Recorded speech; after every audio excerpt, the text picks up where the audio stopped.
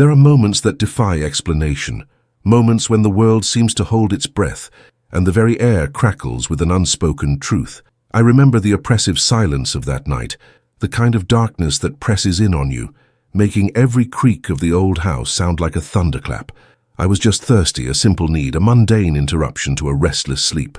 But when I stepped into the kitchen, the dim light of the refrigerator casting long dancing shadows, I found her. My sister-in-law, Serafina, standing there, barefoot, her eyes meeting mine across the expanse of the tiled floor. Neither of us spoke.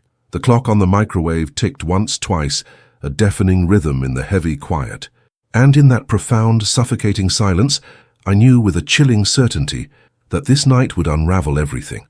If you've ever felt the unsettling weight of an unspoken secret, or the quiet dread of a moment that changes everything, then you're in the right place. Hit that subscribe button right now and join me as we uncover the truth behind that silent night. You won't want to miss a single chapter of this story. The old Victorian house with its gabled roof and wraparound porch had been in our family for 3 generations. It stood on a quiet, tree-lined street in a charming suburb of Boston, a testament to enduring family history. For me, Ethan, 32 years old and a software engineer, it was more than just a house. It was a repository of memories, a place where childhood summers stretched endlessly and holiday gatherings were filled with the comforting chaos of loved ones. My parents, Eleanor and Richard, had always been the steadfast pillars of our family. Eleanor, my mother, was a retired English teacher, her sharp wit matched only by her boundless warmth. Richard, my father, a former architect, was a man of quiet wisdom, his hands still calloused from years of drawing and building. They had raised my older brother, Marcus, and me in this house, instilling in us a deep appreciation for family, hard work, and the simple pleasures of life. Marcus, 4 years my senior, was everything I wasn't: outgoing, charismatic, a natural leader. He had followed in our father's footsteps, becoming a successful architect, his designs gracing skylines across the Northeast. He was the golden boy, the one who always seemed to have it all figured out. And then, 5 years ago, he brought Serafina into our lives. Serafina, my sister-in-law. She was a vision, a whirlwind of grace and quiet intensity. With her long dark hair that often fell in soft waves around her shoulders, and eyes that held a depth I couldn't quite decipher, she was unlike anyone I had ever met. She was an art historian, specializing in Renaissance painting, her passion for beauty and history evident in every elegant gesture, every thoughtful word.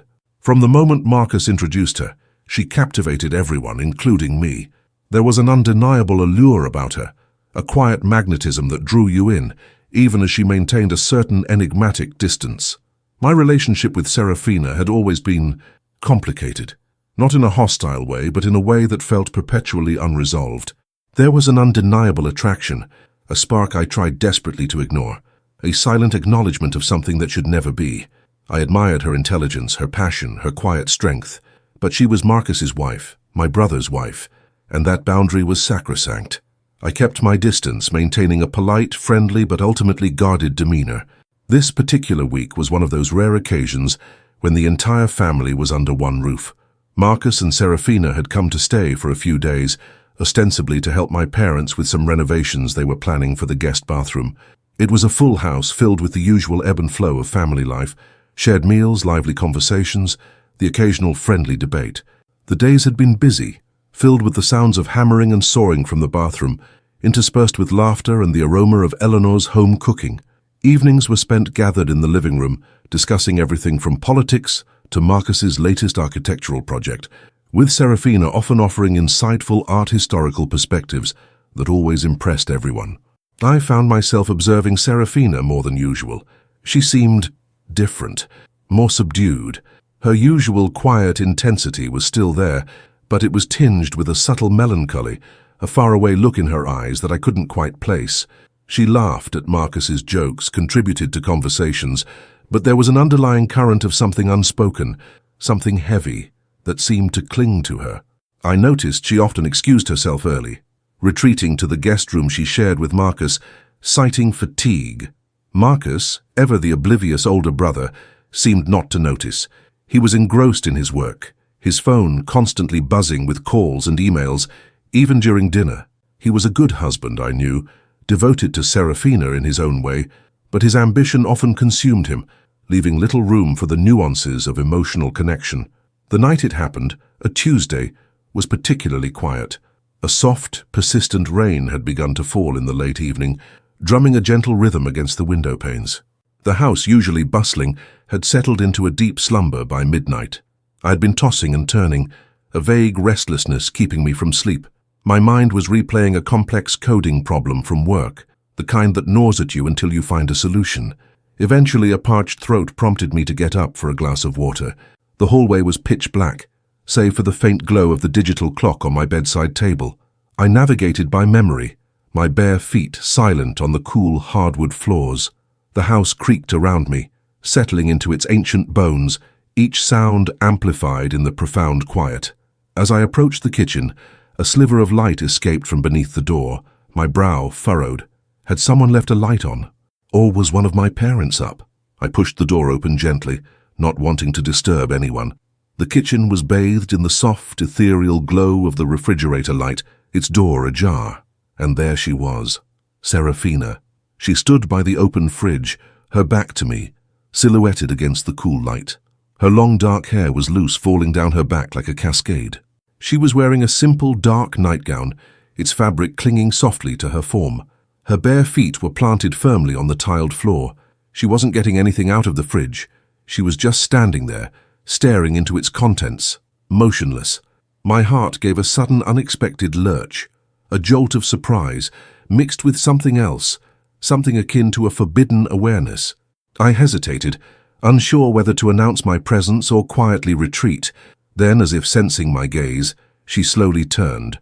Her eyes, those deep, intelligent hazel eyes, met mine across the dim kitchen. There was no surprise in them, no startled gasp, only a profound, unsettling stillness. They were wide, luminous in the faint light, and held an expression I couldn't quite name. It wasn't fear or anger or even embarrassment. It was something far more complex, a mixture of vulnerability, weariness, and a deep, unspoken sadness. Neither of us spoke. The refrigerator hummed softly, a low, mechanical drone that seemed to fill the vast silence between us. The rain outside continued its gentle drumming. The clock on the microwave, a small red digital display, ticked once, twice, a deafening rhythm in the heavy quiet. My breath caught in my throat. I felt a strange, almost magnetic pull, an invisible thread connecting our gazes. In that moment, the world outside the kitchen ceased to exist. There was only Serafina, bathed in the cool light of the fridge, and me standing in the doorway, a silent witness to her solitary vigil. Her lips were slightly parted, as if she were about to speak, but no sound emerged. Her shoulders were slightly slumped, a posture of quiet defeat. The air in the kitchen grew heavy, thick with unspoken emotions, with questions that hung suspended between us.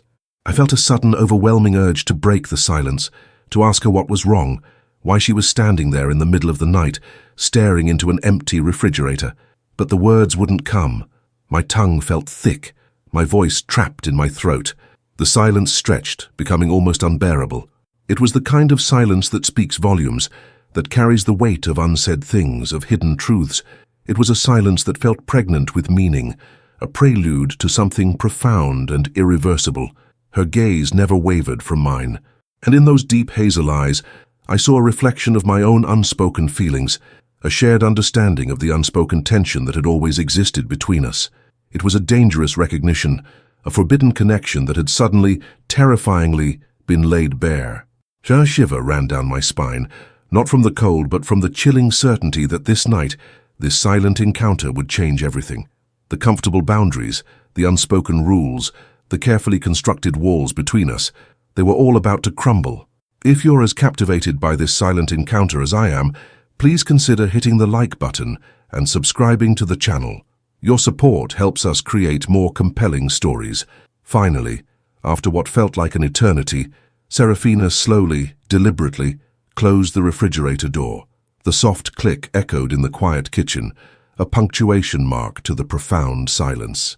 The light vanished, plunging the room into near darkness, save for the faint glow of the microwave clock. She took a step towards me, then another, her bare feet making no sound on the tiles. My heart hammered against my ribs, a frantic drumbeat in the sudden darkness. I stood rooted to the spot, unable to move, unable to speak, waiting for whatever was about to unfold. She stopped a few feet in front of me, her silhouette barely visible in the dim light. I could feel her presence, a quiet intensity that radiated from her. The air between us was charged, thick with unspoken words, with the weight of that shared, silent moment. "Ethan," she whispered, her voice barely audible, a fragile thread in the darkness. Her voice was hoarse, as if she hadn't spoken in hours. I need to talk to you." The words, simple as they were, shattered the last vestiges of my composure. The dam broke, the unspoken tension, the hidden attraction, the forbidden awareness. It all surged to the surface.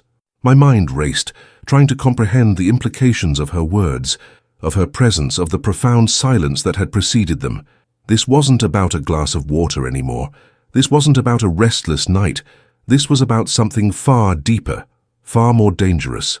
And I knew, with a chilling certainty, that my life and the lives of everyone in this house were about to be irrevocably altered.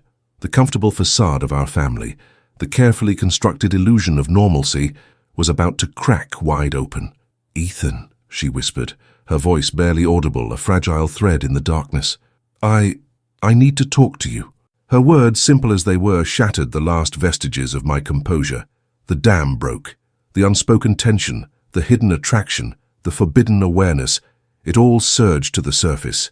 My mind raced, trying to comprehend the implications of her words, of her presence, of the profound silence that had preceded them. This wasn't about a glass of water anymore. This wasn't about a restless night. This was about something far deeper, far more dangerous. And I knew with a chilling certainty that my life and the lives of everyone in this house were about to be irrevocably altered. The comfortable facade of our family, the carefully constructed illusion of normalcy, was about to crack wide open. My heart hammered against my ribs, a frantic drumbeat in the sudden darkness. I could feel the warmth radiating from her, even in the cool kitchen air. The scent of her, a faint, subtle perfume mixed with something inherently her own, filled my senses. It was intoxicating, terrifying. "Serafina," I managed, my voice a rough whisper, barely audible even to myself. "What's wrong? Is everything okay?" The questions felt inadequate, almost foolish, given the palpable tension between us. She took a deep, shaky breath, her chest rising and falling visibly in the dim light. "No, Ethan. Nothing is okay. Not really." She paused, her gaze still fixed on mine, unwavering. I can't do this anymore." My brow furrowed in confusion, even as a cold dread began to creep up my spine. "Do what? What are you talking about?" "This." She swept a hand vaguely around the kitchen, encompassing the house, our lives, everything. "This pretense, this life." Her voice was laced with a profound weariness, a bone-deep exhaustion that went beyond mere fatigue. "Are you talking about Marcus?" I asked, the name feeling like a foreign object on my tongue. The thought, once unthinkable, now seemed to materialize, stark and undeniable, in the charged silence. She closed her eyes for a moment, a single tear escaping and tracing a path down her cheek. "Yes, Marcus, us, everything." She opened her eyes again, and they were filled with a raw, desperate pain. "I'm leaving him, Ethan." The words hit me like a physical blow. I stumbled back a step, my hand instinctively reaching out to steady myself against the doorframe. Leaving him? Marcus, my brother, the golden boy, the successful architect, the man who had always seemed to have it all? "What?" I gasped, the word escaping my lips in a disbelieving whisper. "Serafina, what are you saying? Why?" She shook her head, a bitter, humorless smile touching her lips. "Why? Because I can't breathe anymore, Ethan. Because I feel like I'm suffocating. Because he's not the man I married. Or maybe he is, and I just finally see it." Her voice was low, but each word resonated with a chilling clarity. "He's never here, Ethan. Not really. Even when he's physically present, his mind is always somewhere else, his work, his ambitions, his phone. I'm a trophy wife, a beautiful accessory to his perfect life, and I'm tired of it." A wave of conflicting emotions washed over me. Shock, certainly. Disbelief. But also a strange, almost forbidden sense of understanding. I had seen it, hadn't I? The way Marcus was always preoccupied, the subtle melancholy in Serafina's eyes, the way she often retreated early. I had dismissed it as marital friction, something private between them. But now, laid bare in the dim light of the kitchen, it felt like a profound, undeniable truth. "But you love him," I stammered, trying to grasp at some semblance of normalcy.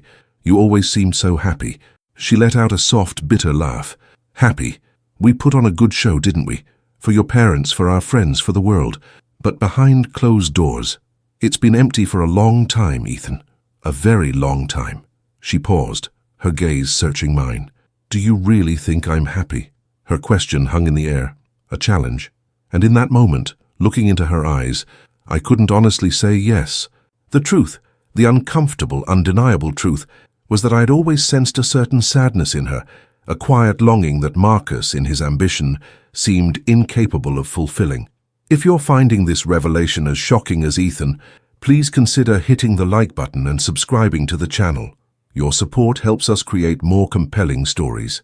I don't know what to say," I confessed, my voice barely above a whisper.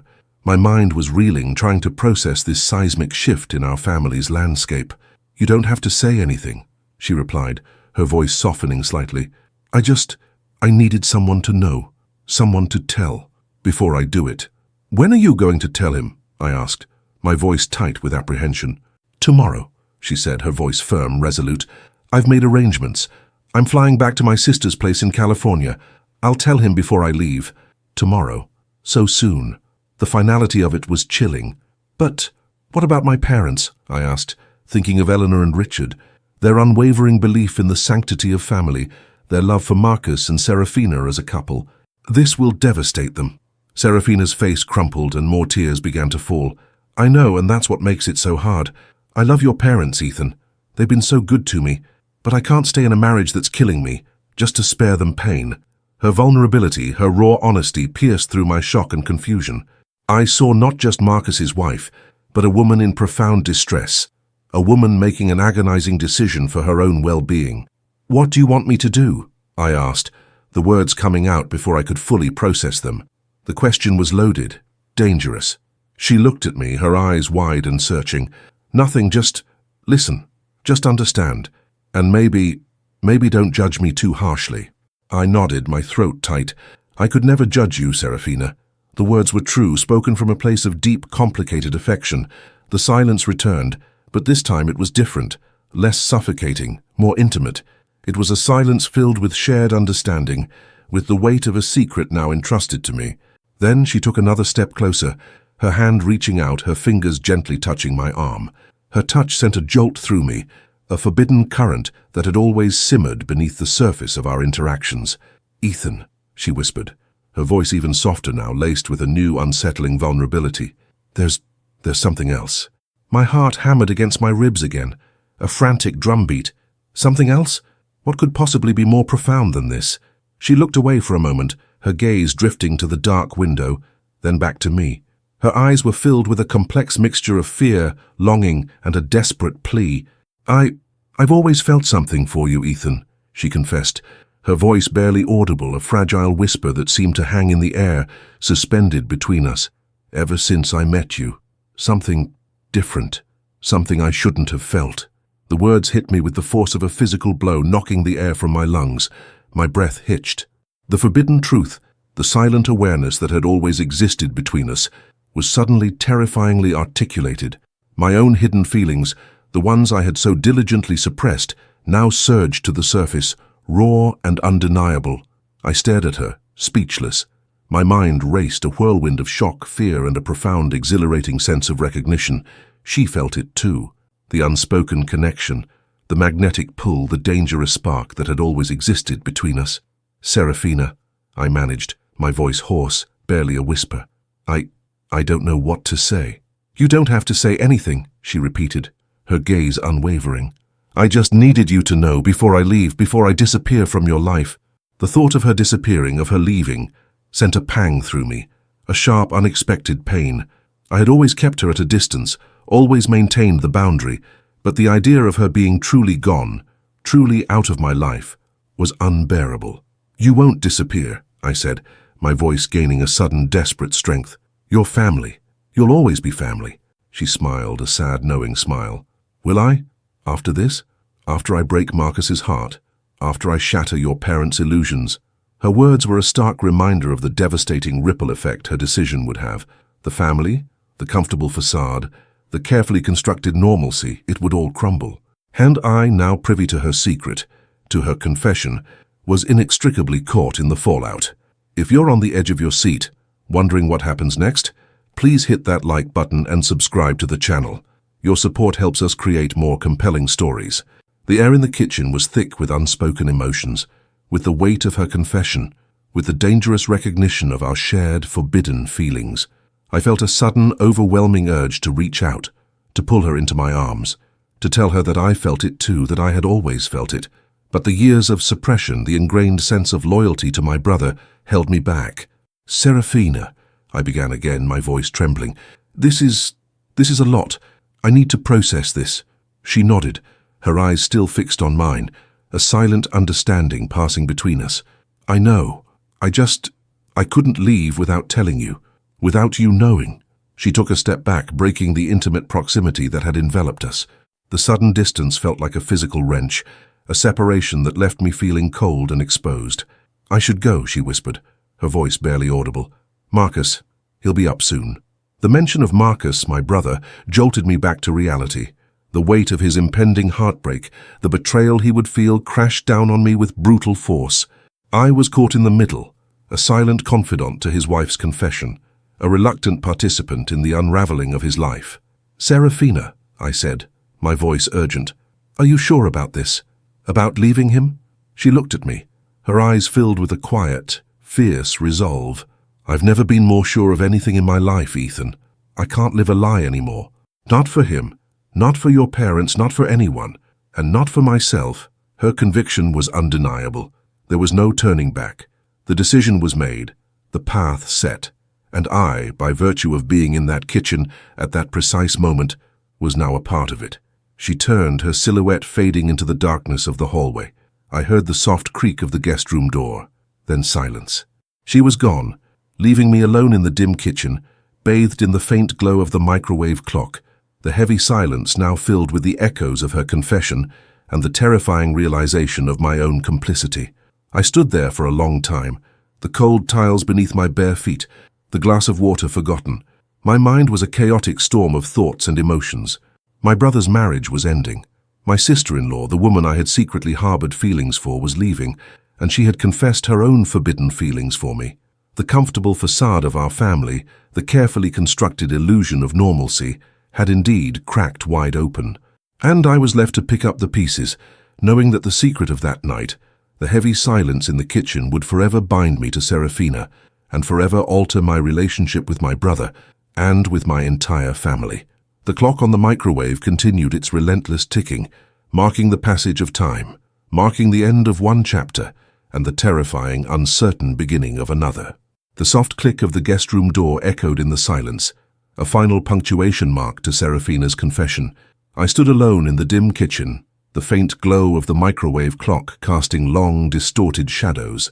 The glass of water I had originally sought was long forgotten, my thirst replaced by a profound, unsettling dryness in my throat. My heart still hammered against my ribs, a frantic drumbeat against the backdrop of the house's ancient creaks and the gentle drumming of the rain outside. My mind was a chaotic storm. Serafina was leaving Marcus. She was leaving tomorrow. And she had confessed feelings for me, feelings I had secretly harbored for her for years, feelings that were forbidden, dangerous, and now, terrifyingly, reciprocated. The weight of it all was suffocating. I was caught in a maelstrom of shock, betrayal, and a strange, exhilarating sense of recognition. The comfortable facade of our family, the carefully constructed illusion of normalcy, had indeed cracked wide open, and I was left standing amidst the debris. Sleep was impossible. I crept back to my room, the silence of the house amplifying the turmoil within me. I lay awake, staring at the ceiling, replaying every word, every glance, every subtle nuance of our encounter. Her eyes luminous in the dim light, her whispered confession, the raw vulnerability in her voice, and my own inability to respond, to articulate the storm of emotions raging inside me. Guilt gnawed at me, guilt for my own forbidden feelings, guilt for being privy to a secret that would shatter my brother's world, guilt for not knowing how to navigate this impossible situation. The first rays of dawn, pale and hesitant, eventually pierced through the darkness, painting the room in muted greys. I dragged myself out of bed, feeling utterly drained, as if I hadn't slept in days. The aroma of coffee and Eleanor's famous blueberry pancakes wafted up from the kitchen, a stark contrast to the heavy atmosphere that now clung to me. Breakfast was a tense affair, though only I seemed to feel it. Marcus, oblivious, was already at the table, engrossed in his phone, occasionally interjecting with comments about a new project. Eleanor and Richard, my parents, were discussing plans for the day, their voices cheerful, unaware of the impending storm. Serafina entered the kitchen a few minutes after me. She looked pale, her eyes shadowed, but there was a quiet resolve in her posture, a steely determination that hadn't been there the night before.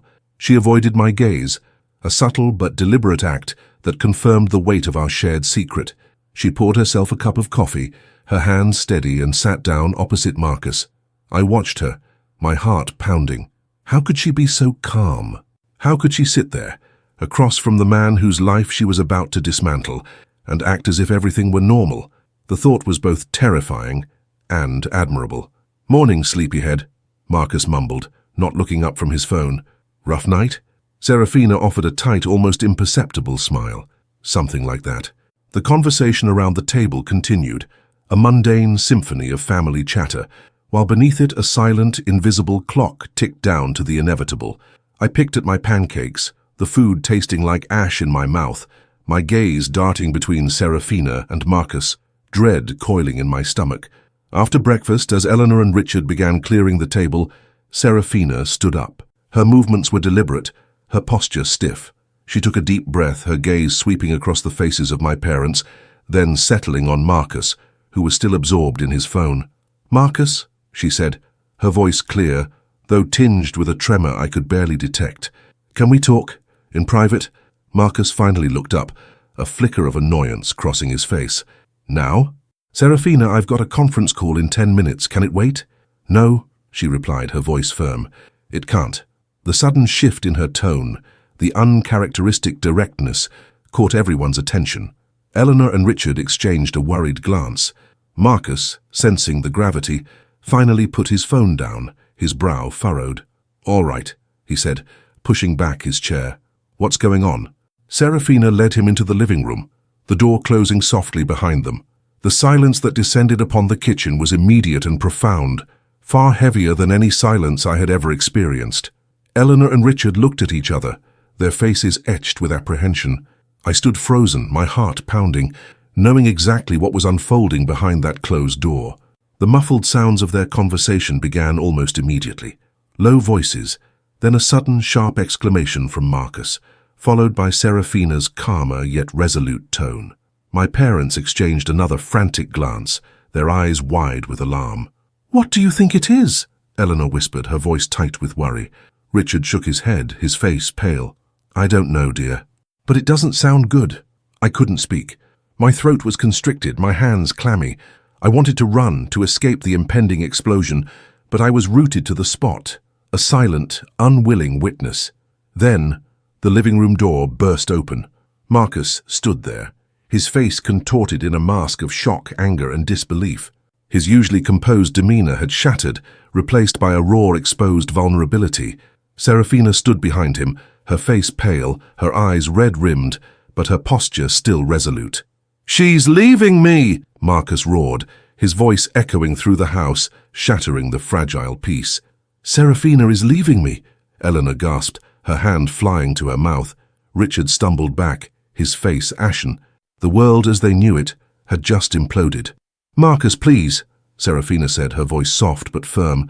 "Let's not do this here." "Not do this here," he scoffed, his voice rising in pitch.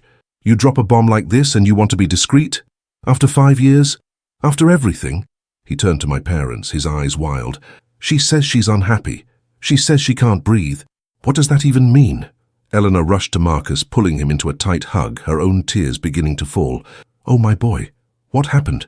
Serafina, what is this?" Richard, usually so stoic, looked utterly bewildered, his gaze darting between Marcus and Serafina. "Serafina, is this true? Are you really leaving Marcus?" "Yes, Richard," she said, her voice trembling but unwavering. I'm so sorry, I truly am, but I can't stay." The scene devolved into a chaotic maelstrom of emotions. Marcus, heartbroken and furious, lashed out, demanding explanations, accusing Serafina of betrayal. Eleanor wept openly, trying to comfort her son, while simultaneously pleading with Serafina to reconsider. Richard, stunned, tried to mediate, his voice strained and filled with disbelief. And I stood there, a silent observer, the weight of my secret pressing down on me, suffocating me. I knew the truth, the deeper truth of Serafina's unhappiness, of her confession to me, but I couldn't speak. Loyalty to my brother, fear of exposing my own forbidden feelings, and the sheer magnitude of the situation rendered me mute. If you're feeling the raw emotion of this family's unraveling, please hit that like button and subscribe to the channel. Your support helps us tell these complex, human stories. The argument raged for what felt like an eternity. Accusations, tears, desperate pleas. Serafina, though visibly pained, held her ground, her resolve unyielding. She explained calmly and clearly that she had been unhappy for a long time, that she felt unseen, unheard, and that she needed to reclaim her own life. Marcus, in his pain, couldn't comprehend it, seeing only betrayal. Finally, Serafina announced her departure. "My flight is in 2 hours," she said, her voice firm, cutting through the chaos. "My sister is meeting me at the airport in California." The finality of her words hung in the air, a chilling pronouncement. Marcus stared at her, his face a mask of utter devastation. Eleanor let out a fresh sob. "You can't just leave," Marcus cried, his voice cracking. "Not like this, not without trying to fix it." "I have tried, Marcus," Serafina replied, her voice softening with a profound sadness. "For a long time. But some things can't be fixed." She walked towards the guest room, her movements deliberate. My parents, still reeling, made no move to stop her. As she passed me, her eyes met mine for a fleeting moment. In them I saw a mixture of pain, regret, and a silent plea for understanding. I offered a small, almost imperceptible nod, a silent acknowledgement of our shared secret, a silent promise of my understanding. A few minutes later, she emerged with a small suitcase, her coat slung over her arm. She hugged Eleanor and Richard, both of whom were still weeping, offering whispered apologies and promises to stay in touch. They were heartbroken, bewildered, their world turned upside down. Then she turned to Marcus. He stood stiffly, his back to her, unable to look at her. "Marcus," she said softly, "I'm truly sorry. I wish you happiness." He didn't respond. He just stood there, his shoulders slumped, his world crumbling around him. Serafina sighed, a sound of profound sadness and resignation. She then looked at me. Our eyes met, and in that moment, a silent conversation passed between us. A farewell, a thank you, a recognition of the unspoken bond that now existed between us. "Goodbye, Ethan," she whispered, her voice barely audible. "Goodbye, Serafina," I replied, my voice thick with emotion, and then she was gone. The front door closed with a soft click, a final, definitive sound that marked the end of an era. The house was plunged into a new kind of silence, one filled with the echoes of shattered dreams and unspoken pain. Marcus collapsed onto the sofa, burying his face in his hands, his body racked with sobs. Eleanor rushed to him, holding him tightly, her own tears flowing freely. Richard sat heavily in an armchair, his face pale and drawn, staring blankly ahead. I stood there, a silent observer, the weight of my secret pressing down on me, suffocating me. I was Marcus's brother, my parents' son, and I was supposed to be there for them, to offer comfort, to share their grief. But how could I, when I was privy to a truth they didn't know, a truth that implicated my own forbidden feelings? The days that followed were a blur of grief, anger, and confusion. Marcus was devastated, a shadow of his former self. He alternated between fits of rage, railing against Serafina's perceived betrayal, and periods of profound despair, questioning everything about their marriage. Eleanor and Richard were heartbroken, struggling to comprehend how a marriage they thought was so strong could have fallen apart so suddenly. They searched for answers, for reasons, for someone to blame. "I just don't understand," Eleanor would often say, her voice thick with tears. "They seemed so happy. What went wrong? Was it something we did?" Richard, usually so composed, was lost. She never said anything, never hinted at being unhappy. It just came out of nowhere. I listened, offering platitudes, feigning ignorance, my heart aching with the burden of my secret. Every time they questioned Serafina's motives, every time they expressed their bewilderment, I felt a fresh pang of guilt. I knew why, and I couldn't tell them. My relationship with Marcus, once so easy and comfortable, became strained. He was consumed by his pain, distant and withdrawn. He rarely spoke to me, and when he did, it was usually to vent his anger or despair about Serafina. I tried to be there for him, to listen, to offer support, but the unspoken truth between Serafina and me created an invisible barrier, a chasm I couldn't cross. I found myself thinking about Serafina constantly. Was she okay? Had she made it to California safely? Was she regretting her decision, or was she finally breathing freely? The longing to reach out to her, to hear her voice, to confirm that she was all right, was almost unbearable. But I knew I couldn't, not yet. Not while Marcus was in such pain, not while the family was reeling. The house, once filled with the comforting chaos of family life, now felt empty, haunted by the ghost of a marriage that was no more. The silence, once heavy with Serafina's presence, was now filled with the profound absence of her. And I, Ethan, was left to navigate the wreckage, burdened by a secret that threatened to consume me, a secret that had irrevocably altered the landscape of my life and the very fabric of my family. The journey ahead was uncertain, fraught with emotional landmines, and I knew with a chilling certainty that the quiet night in the kitchen had indeed changed everything, forever. The front door closed with a soft click, a final, definitive sound that marked the end of an era. Serafina was gone, leaving behind a vacuum in the house, a gaping wound in the heart of our family. Marcus collapsed onto the sofa, burying his face in his hands, his body racked with sobs that tore through the silence. Eleanor rushed to him, holding him tightly, her own tears flowing freely. Richard sat heavily in an armchair, his face pale and drawn, staring blankly ahead, the picture of bewildered grief, and I stood there, a silent observer, the weight of my secret pressing down on me, suffocating me. I was Marcus's brother. My parents' son, and I was supposed to be there for them, to offer comfort, to share their grief. But how could I when I was privy to a truth they didn't know, a truth that implicated my own forbidden feelings?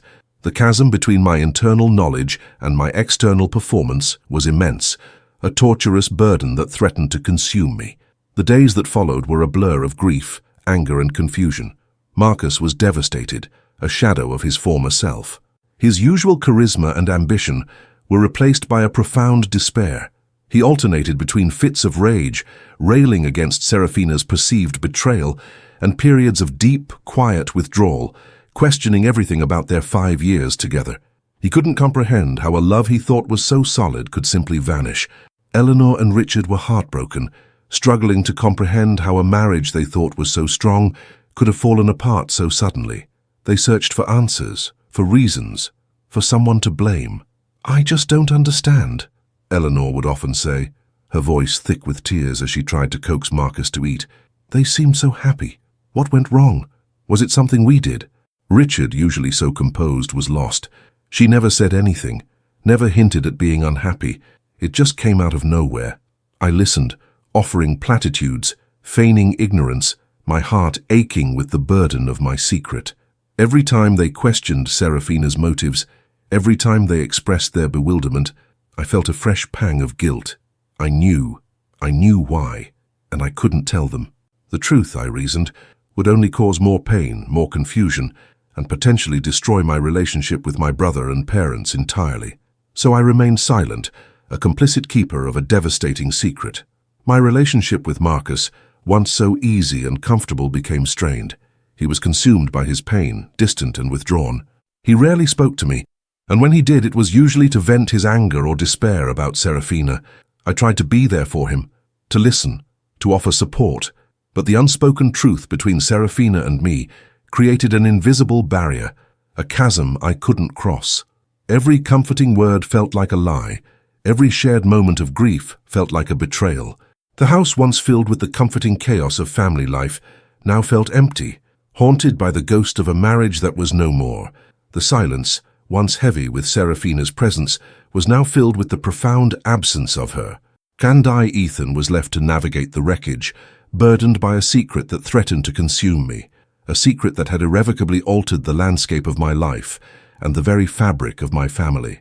Weeks turned into months. Marcus slowly, painfully, began to pick up the pieces of his life. He threw himself back into his work, using ambition as a shield against his pain. He moved out of the house, finding a small apartment in the city, a place where he could escape the memories that clung to every corner of our family home. He rarely spoke of Serafina, her name becoming a forbidden word, a painful echo of a past he desperately wanted to forget. My parents, too, found a way to cope.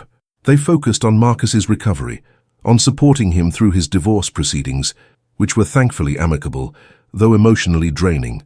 They mourned the loss of Serafina from their lives, but they also rallied around their son, their love for him unwavering. They never truly understood why Serafina left, settling on a vague explanation of irreconcilable differences and growing apart. It was easier, I suppose, than confronting a deeper, more painful truth. And me? I found myself thinking about Serafina constantly. Was she okay? Had she made it to California safely? Was she regretting her decision, or was she finally breathing freely? The longing to reach out to her, to hear her voice, to confirm that she was all right was almost unbearable, but I knew I couldn't. Not yet. Not while Marcus was in such pain, not while the family was reeling. The thought of adding to their suffering, of revealing my own complicity, was too much to bear. I immersed myself in my work, finding solace in the logical, structured world of software engineering. It was a way to escape the emotional chaos of my personal life, a place where problems had clear solutions. I took on extra projects, worked late, anything to keep my mind from drifting back to that silent kitchen, to Serafina's confession, to the dangerous spark that had ignited between us. If you're still feeling the weight of Ethan's secret, please hit that like button and subscribe to the channel. Your support helps us create more compelling stories. One evening, about 6 months after Serafina left, I received an email. It was from her. My heart leaped into my throat. The subject line was simple: checking in. I stared at the screen, my hand hovering over the mouse. Should I open it?